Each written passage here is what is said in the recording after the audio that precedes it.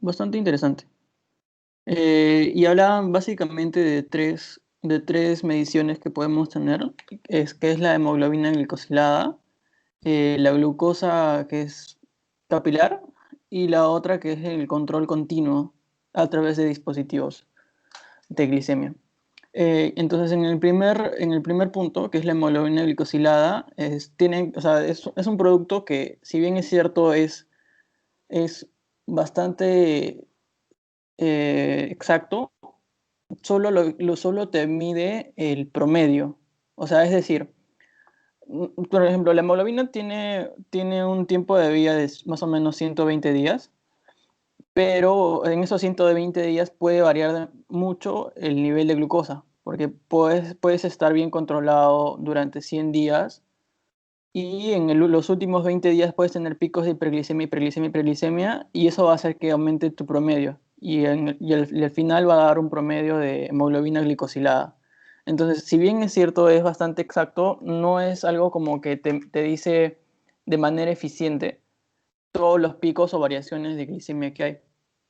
Pero sin embargo encontraron que una hemoglobina glicosilada muy alta o elevada es un predictor muy fuerte de las complicaciones que puede haber en la diabetes a largo plazo. Y de que esta hemoglobina glicosilada es muy, o sea, no varía mucho entre las etnias raciales. O sea, en realidad no varía. El artículo dice que no varía, no es significativo las diferencias entre una raza y otra. Y que ellos recomiendan que se debe de pedir en un paciente que ya es crónico, que se maneja de manera trimestral. Y como ya les dije, tiene sus limitaciones, que por ejemplo es de que no puede haberte picos de hipoglicemia o alguna fluctuación, porque solo lo único que te mide es un ponderado. Y también puede estar afectado por algunas patologías, por ejemplo las hemoglobinopatías o algún, por ejemplo, anemia, déficit de vitamina B12, o otros que ahorita les voy a decir. Y el otro punto que recalcan es de que la hemoglobina glicosilada no se correlaciona con la presentación clínica con la que puede debutar el paciente. Y aquí está, este es los valores que usualmente te pueden arrojar de la hemoglobina glicosilada y cuánto más o menos se puede estimar que vale la glucosa arterial. Y, o sea, esto es una formulita que la busqué en internet de cómo es que sale esto. El promedio de glucosa estimado, que vendría a ser esta parte de aquí, es igual a 28,7, que es un factor, por la hemoglobina glicosilada menos 46,7. O también se puede sacar en viceversa, ¿no? Pero es más exacto sacarlo de esta manera. Y eso nos puede decir más o menos con cuántos son los valores que el paciente se está usualmente manejando, porque ese es el promedio. Y entre los factores que les estaba hablando de por qué no es tan exacto por las patologías que pueden haber, ellos recalcan que está la anemia, la deficiencia de B12, algunas hemoglobinopatías en pacientes que tienen transfusiones y en los pacientes que tienen destrucciones de eritrocitos, por ejemplo, los que son cirróticos y tienen una esplenomegalia, y entre otros. En el caso del automonitoreo de la glicemia, que básicamente es la glucosa capilar que se puede hacer el paciente en su casa, ellos se introdujo en 1980 y básicamente se introdujo en los pacientes que recibían insulinoterapia, pero en el grupo de los pacientes con diabetes mellitus tipo 1, que eran los que básicamente en todo su vida iban a recibir insulinoterapia. Y esa tiene ventajas porque esa sí te puede identificar picos de hiperglicemia como bajones de hipoglicemia.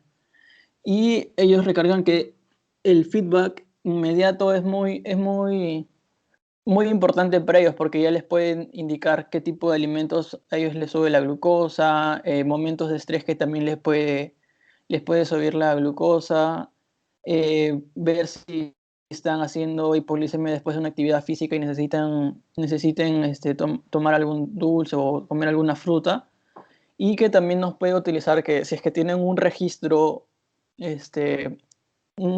correspondiente de todos los niveles de glucosa, nos pueden ayudar a ver a regular la cantidad de insulina que se le puede dar al paciente, ¿no? Si se nos está pasando la mano o si es que le falta agregar insulina. En el caso de la ADA, o sea, dividen el monitoreo de glicemia en casa en dos puntos: en pacientes que requieren insulina, que son insulinodependientes, y en pacientes que no requieren insulina.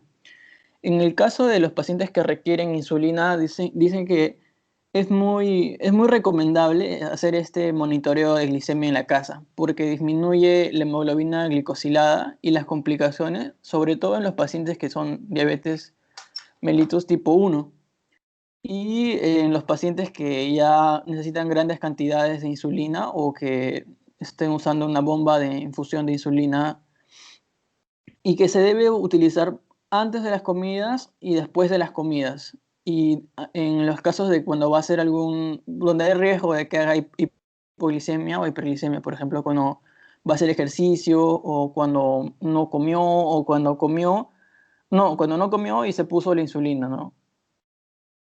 Y en el caso de los pacientes de que no requieren insulina, ellos no recomiendan o sea, no es muy útil hacer este tipo de automonitoreo de glicemia en casa, porque se vio que en distintos metaanálisis vieron que a los 6 meses la hemoglobina glicosilada en los pacientes que tenían el automonitoreo en casa solo disminuyó el 0,3%, pero a los 12 meses ese valor disminuyó a 0,1% y dijeron que ese porcentaje no era significativo, entonces no lo recomendaban.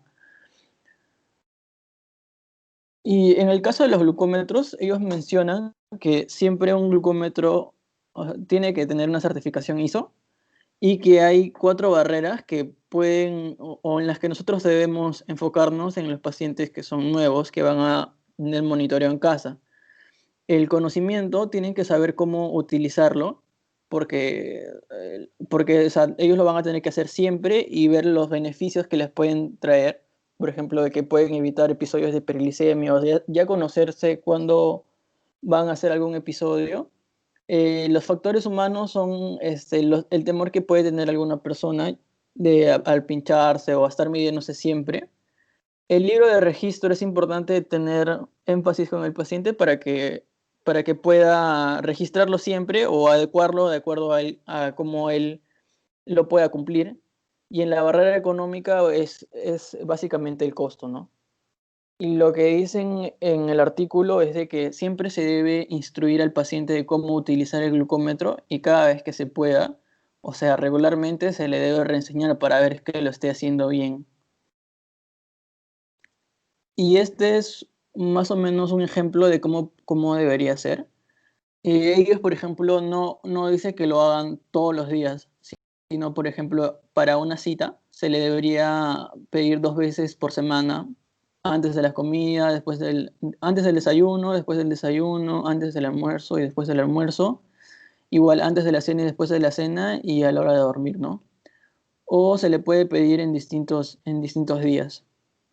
Es cuestión de cómo debería hacerlo o sea, diseñarlo junto con el paciente para que tenga un buen apego, ¿no? Y esto es lo que busqué en el New England, donde comparan el control glicémico intensivo en pacientes con diabetes tipo 2. Y lo que encontraron es de que, si bien es cierto, puede haber una disminución del riesgo de eventos cardíacos. O sea, ellos solo especifican eventos cardíacos, como por ejemplo infartos de miocardio o strokes o falla cardíaca. Ellos dicen que si es que la hemoglobina, en la hora de evaluar a los pacientes, hay mucha diferencia en la comparación o sea, de los grupos pacientes, había mucha comparación, entonces sí va a haber hay un claro beneficio en la terapia intensiva. Pero si esta hemoglobina ya no está separada entre los grupos de los pacientes, ya no se ve que haya una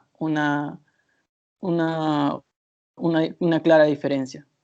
Pero sin embargo, busqué también en UpToDate, pero en UpToDate dicen que sí hay muchos beneficios que incluían también la disminución del el daño arterial por la hiperglicemia y la diabetes. Y esto es lo que también encontré, cómo es que cómo puede haber una complicación vascular por la hiperglicemia.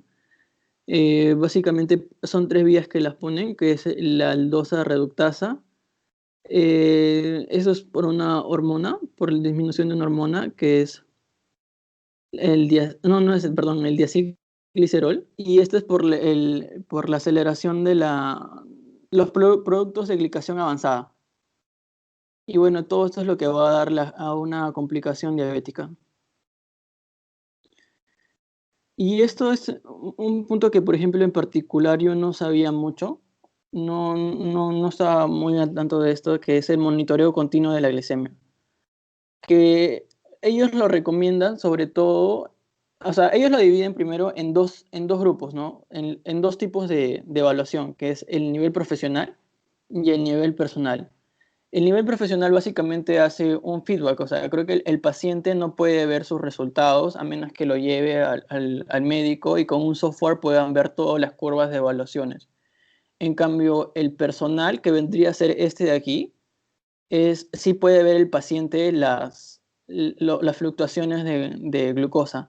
Entonces, sería muy beneficioso porque no te da un promedio, sino te da las fluctuaciones exactas de glucosa. Y vi que tenía un ítem también en el artículo que es en lo que se puede ver en el futuro, que vendría a ser esto de que son los monitoreos continuos de glicemia junto con una bomba de infusión de insulina, ¿no? Entonces, si hay un pico de hiperglicemia, va a soltar insulina. O si hay hipoglicemia, lo puede dejar de secretar insulina o mandar una alerta para que pueda comer algo, ¿no? Y básicamente eso era todo el artículo.